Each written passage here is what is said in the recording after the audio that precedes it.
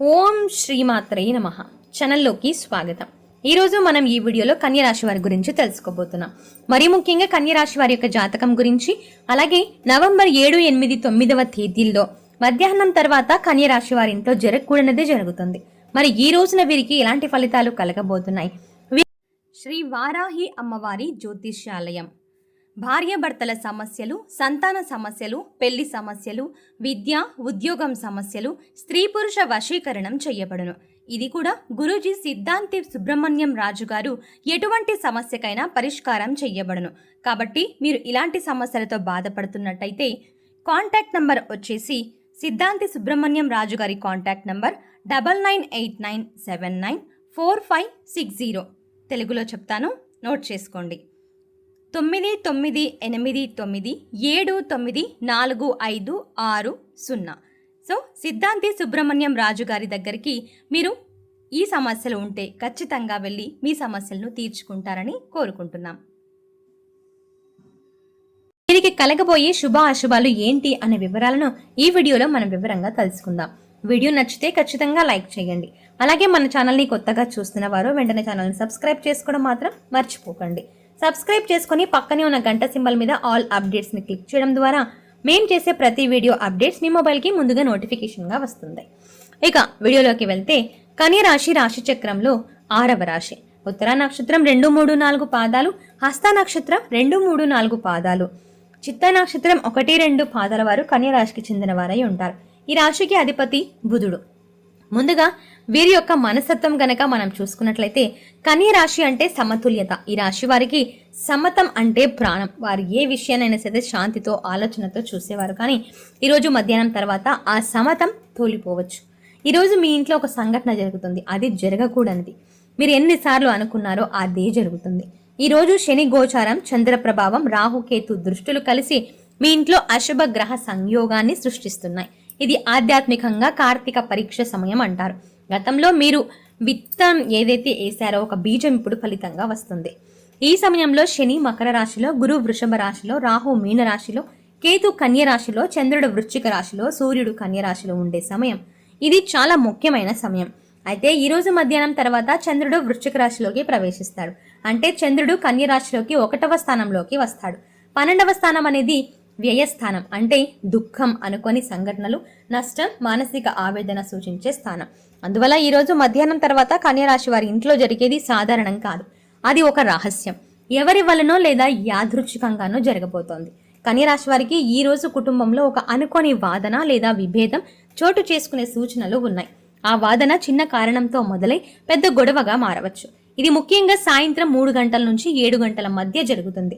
ఒక చిన్న అపార్థం, ఒక మాట, ఒక పాత విషయంపై దృష్టి సారించడం, ఇవే దాని మూల కారణాలు. మీరు ఎంత శాంతంగా ఉన్నా ఇతరుల ప్రవర్తన మీలో విపరీత కోపానైతే రగిలిస్తుంది.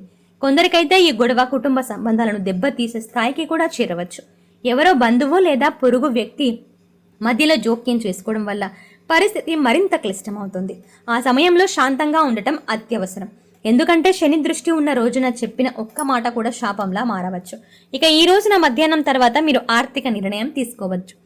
ఏదైనా వస్తువు అమ్మడం, కొనడం లేదా ఎవరికైనా డబ్బు అప్పుగా ఇవ్వడం చేయకండి. ఎందుకంటే శని చంద్ర సంయోగం వల్ల చిన్న పొరపాటు పెద్ద నష్టానికి దారితీస్తుంది. ఉదాహరణకి ఎవరో మీ దగ్గర నుంచి వస్తువు లేదా పత్రాలు తీసుకువెళ్లి తిరిగి ఇవ్వకపోవచ్చు. అలాగే ఇంట్లో చిన్న చోరీ కూడా జరగవచ్చు, అంటే దొంగతనం కూడా జరిగే అవకాశం ఎక్కువగా ఉంది. అంటే మీ విలువైన పత్రాలు లేదంటే విలువైన ఏదైనా వస్తువు పోగొట్టుకునే రోజు ఈ రోజు. లేదా మీరు నమ్మిన వ్యక్తి మీ డబ్బుతో ఎక్కువగా మీకోసం అంటే కాకుండా మీ డబ్బు కోసం ఎక్కువగా తప్పుగా వ్యవహరించే అవకాశం కూడా ఉంటుంది. ఈరోజు జరగకూడనిది అనుకున్నదే జరగవచ్చు, కాబట్టి జాగ్రత్తగా ఉండండి. కన్య రాశి వారు ప్రేమలో కూడా తూకం వేస్తారు, కానీ మనసుతో నమ్ముతారు. అయితే ఈరోజు మధ్యాహ్నం తర్వాత ఒక సత్యం బయటపడుతుంది. మీరు ప్రేమించిన వ్యక్తి నిజాయితీ లేదా విషయం గురించి తెలిసే అవకాశం ఉంది. ఇది గుండెని తాకే నిజం. ఒక చిన్న ఆధారం, ఫోన్ కాల్, చాట్ లేదా సందేశం మీ జీవితాన్ని తారుమారు చేస్తుంది. మీరు కోల్పోతారు, కానీ అదే సమయంలో దేవుడు చెప్తాడు, నిజమైన ప్రేమ దాచబడదు. ఈ సత్యం నీ మేలు కొల్పే. ఇక కన్య రాశి వారు అందాన్ని, శుభ్రతను ఇష్టపడతారు, కానీ భావోద్వేగపు ఒత్తిడిని తట్టుకోలేరు. ఈరోజు మధ్యాహ్నం తర్వాత మానసిక ఒత్తిడి పెరిగే అవకాశం ఉంటుంది. తలనొప్పి, ఒత్తిడి, గుండె బరువుగా అనిపించడం, నిద్రలేమి వంటి సమస్యలు కూడా తలెత్తవచ్చు. మీ ఇంట్లో ఎవరికైనా పాత వ్యాధి తిరిగి ముదిరే అవకాశం ఉంది. ఈరోజు హాస్పిటల్ లేదా వైద్య సమస్యలు తలెత్తే సూచనలు ఉన్నందున ముందుగా జాగ్రత్తలు అయితే తీసుకోండి. ఇక ఈ రోజున అంటే నవంబర్ 7, 8, 9వ తేదీల రోజున మధ్యాహ్నం తర్వాత మీ ఇంట్లో ఒక గందరగోళ పరిస్థితి తలెత్తుతుంది. ఇది ఎవరి వల్లైనా కావచ్చు. చిన్నపిల్లలు, పెద్దవారు లేదా అతిథుల వల్ల కూడా కావచ్చు. ఎలాగైనా ఆ వాతావరణం ఒక్కసారిగా తారుమారవుతుంది. ఇది మీ ఇంటి కార్మిక శుద్ధి సమయం అని దేవుడు చెబుతున్నాడు. ఇక నుంచి మీ ఇంట్లో నిజాయితీ మాత్రమే ఉండాలి. రోజు శనిదేవుడు మీ ఇంటి కర్మఫలాలను పరిహరిస్తాడు. ఈరోజు మధ్యాహ్నం తర్వాత జరిగేది మీకు భయంకరంగా అనిపించినా కూడా అది పాత కర్మ ఫలితమే. దాన్ని అంగీకరించండి, దాన్ని ఎదుర్కోండి కూడా. అదే సమయంలో దేవుడి స్మరణతో శాంతిని కాపాడండి. ఒక పాత పాపం, ఒక మోసం, ఒక నిర్లక్ష్యం ఇవన్నీ ఈరోజు ఫలితంగా బయటపడతాయి. కానీ ఈ నిజం తెలిసిన తర్వాత మీ ఇంటి వాతావరణం క్రమంగా పునీతమవుతుంది. ఇక ఈరోజు శనిదేవునికి నువ్వుల నూనె దీపం వెలిగించండి. రాత్రి 7 గంటలకి దీపం వేసి ఓం శనీశ్వరాయ నమః అనే మంత్రాన్ని 108 సార్లు జపించండి. పాలు, బెల్లం, నల్ల నువ్వులు కలిపి గోవులకు దానం చేయండి. ఇది శని దృష్టి నుంచి విముక్తినిస్తుంది. తులసి చెట్టు వద్ద నెమ్మదిగా దీపం వెలిగించండి. ఇది ఇంట్లోని ప్రతికూల శక్తిని తొలగిస్తుంది. పాత విభేదాలు ఉన్నవారికి క్షమాపణలు చెప్పండి. ఇది ఈ రోజు జరగబోయే దుర్ఘట తీవ్రతను అనేది తగ్గిస్తుంది. అంతేకాకుండా మీరు ఈ సమయంలో ఎంతో జాగ్రత్తగా ఉండాలి. అంటే కన్య రాశి వారి యొక్క ముక్కుసూటితనం అనేది చాలా వరకు ఎక్కువగా అభిమానించే వారైతే పాజిటివ్గా తీసుకుంటారు. కానీ ఎవరికైతే వీరి మాట తీరు దురుసుగా అనిపిస్తుందో, నచ్చదో, నచ్చినట్టుగా ఉంటుందో వారికి చాలా బాధను కలిగిస్తుంది. అంతేకాకుండా వీరికి కీడు జరగాలి, ప్రమాదాలు జరగాలి అని ఆలోచించి అంత పీక్స్కి వెళ్ళిపోయే స్టేజ్కి వాళ్ళు వెళ్ళిపోతారు. కాబట్టి మీరు ఈ సమయంలో జాగ్రత్త పడండి. మరీ ముఖ్యంగా మీ మాటలను ఎవరైతే పాజిటివ్గా తీసుకుంటున్నారో వారికే మీ మాటలని వినిపించడం చాలా మంచిది. ఇక అంతేకాకుండా ఎవరైతే కన్య రాశి వారు ఉన్నారో వీరికి ముక్కుసూటితనం ఎలా ఉంటుందో వీరి యొక్క అందం, చురుకుదనం, మాటల్లో చురుకుదనం కూడా అలాగే ఉంటుందని చెప్పుకోవచ్చు. వీరు చూడ్డానికి ఎంత అందంగా ఉంటారో వీరి యొక్క మాట తీరు కూడా అంతే ఆకర్షణీయంగా ఉంటుంది. ఎవరైనా కొత్తవారు వీరిని చూస్తే, మాట్లాడుతూ ఉంటే వీరి మాటలని అలాగే వింటూ ఉండాలి అనిపించేలా ఉంటుంది వీరి సంభాషణ. అంటే వీరి మాట తీరు అంత ఆకర్షణీయంగా ఉంటుంది. అంతేకాకుండా వీరు ప్రతి విషయంలో పట్టి ఏదైనా సరే నిర్ణయాలు తీసుకుంటారు. కానీ ఒక్కొక్కసారి పట్టు విడుపులు అనేవి ఉండాలి జీవితంలో. కాబట్టి కొన్ని విషయాల్లో మీరు చూసి చూడనట్టుగా వ్యవహరించడం చాలా మంచిదని చెప్పుకోవచ్చు. ఇక అంతేకాకుండా కన్య రాశి వారి గురించి చెప్పుకోవాలి అంటే కన్య రాశి వారు కష్టపడే తత్వం, కష్టపడే మనస్తత్వం, ఉన్నది ఉన్నట్టుగా చెప్పే స్వభావం వీరికి ఎక్కువగా ఉంటుంది. అలాగే చిన్న వయసు నుండే కష్టాలను ఎదుర్కోవడం వీరికి జీవితంలో అలవాటు పడిపోయి ఉంటుంది. ఎన్నో కష్టాలను ఎదుర్కొంటారు. కానీ ఎన్ని కష్టాలు ఉన్నా వీరు కృంగిపోరు. ఆత్మవిశ్వాసం చెక్కు చెదరదు అని చెప్పుకోవచ్చు. అలాగే వీరి ముఖంలో చిరునవ్వు అనేది కూడా ఏమాత్రం చెదరకుండా మెయింటైన్ చేస్తూ ఉంటారు.